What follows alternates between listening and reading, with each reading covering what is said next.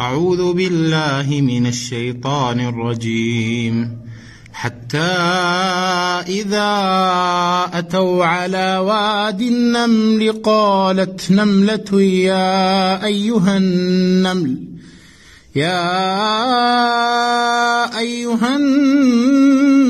ادخلوا مساكنكم لا يحطمنكم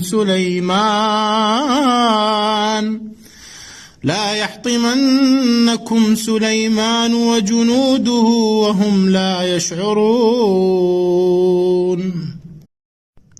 أعوذ بالله من الشيطان الرجيم. حتى إذا أتوا على واد النمل قالت نملة يا أيها النمل